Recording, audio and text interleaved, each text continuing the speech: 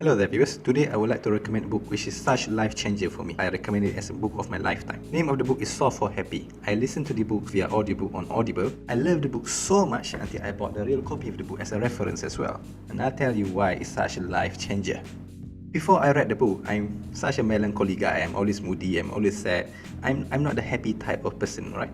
I'm always gloomy and sad, that type of person. I always wonder, how do I be happy? You know, there's a meme that says a guy, oh, they see a puddle of depression. I am the one who will jump to the puddle and be my own self-sadness thought over and over again. A little bit of disclaimer, when I'm referring to the book, I'm not going to referring to my screen because the lighting doesn't seem to go so well.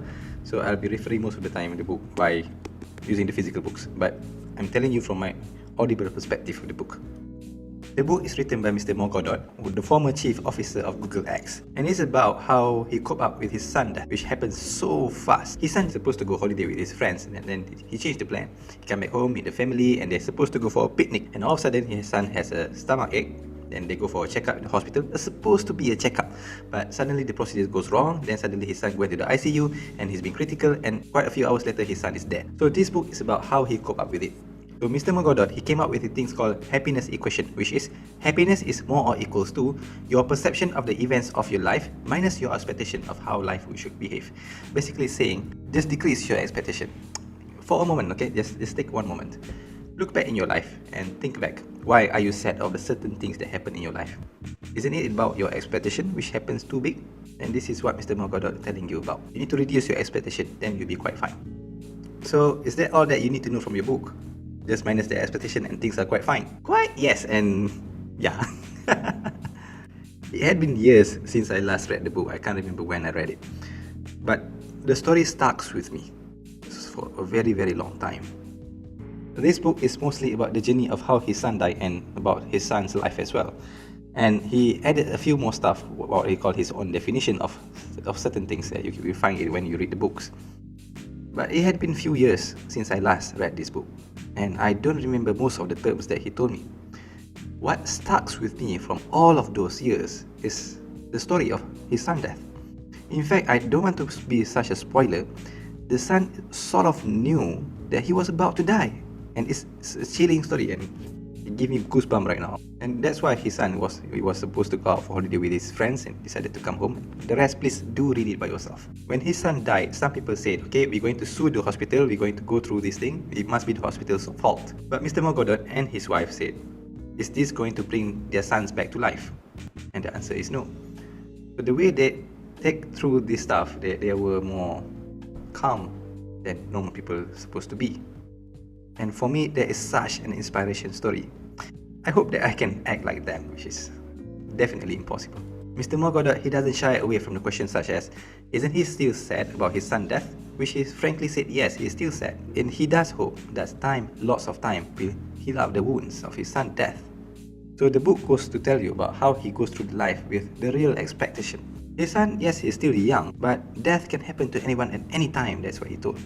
And he took it. He took his son's death, which I don't think anybody of us can do that. One of his arguments is that when you were born in this world, you're already happy. Yeah, you look at baby, they do not know anything else, they're already happy. That's the factory default state. But we ourselves, we are the one who make ourselves unhappy. We want that, we want this to happen and so on.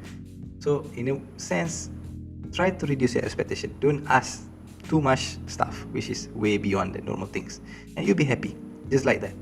I would like to relate my life with this book for a moment. I work as a maths lecturer, and I gave my students lots and lots of homeworks. And students being students, they didn't finish their work as usual. Some of them got my straight warning. I want you to finish your work from here until here. Finish it. But the students is, sometimes being rebel or whatever. They didn't finish the work. And what do? I was angry. I became mad. I screamed and everything. I said to them, why are you being such an idiot and so on. It's stuff reliving those moments. And then I sit down at my place. And normally at my age, if I got angry, it's going to piss off my whole day. And maybe it's the whole week as well. So when I sit down at my place, I try to rethink about my life again. I say, what happened? Am I expecting too much? I have the rights for them to finish my works. But still, the rights doesn't mean I can expect them to finish it too much. If they finish it, it's a bonus. If they don't finish it, then that's life. Things doesn't go your way all the time. So since that day, Since I read this book, I try not to expect too much anymore. I give the work, you finish it, okay. If you don't finish the work, okay, then we go through some procedure what to do if you don't finish the work. So yes, in total, you need to reduce your expectation. But I highly recommend you read through this book, and Mr. Morgoda will explain more on how to reduce your expectation. If you just know about happiness, should you still read this book? I would argue yes, because he brings some ideas which I find it to be very profounding, such as that he argues that there is a concept of God in this world.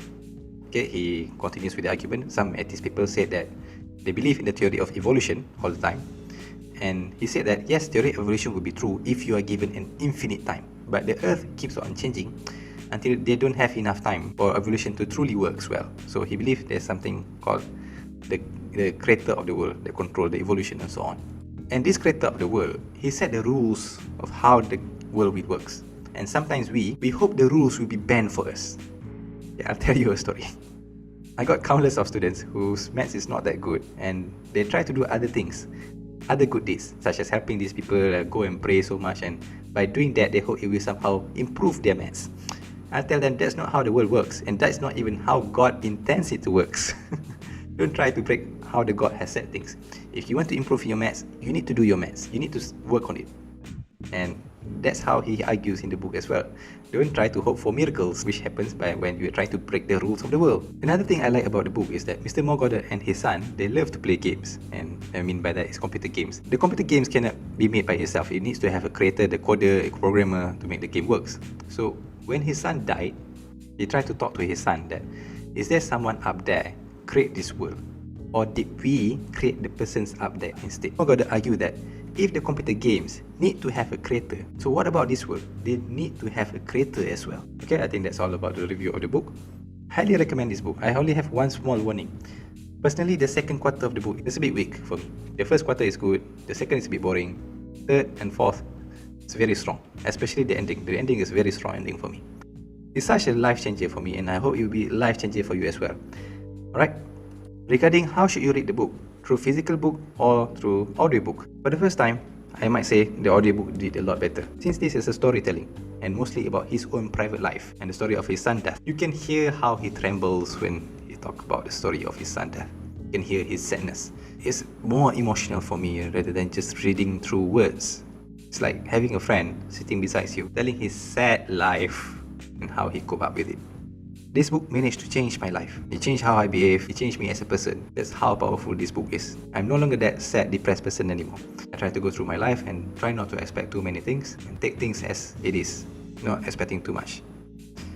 And I'm a lot happier, and I don't feel that sad anymore. I love to recommend you this book as a book of a lifetime that you should read it. Especially you if you are that type of person like me. If you're the emo type, sad type, depressing, you say the world doesn't go fair and so on. Go through this book, man. I hope it will help you as much as it helps me. I think that's all. Thank you for watching. Please comment, share, like and subscribe. Bye.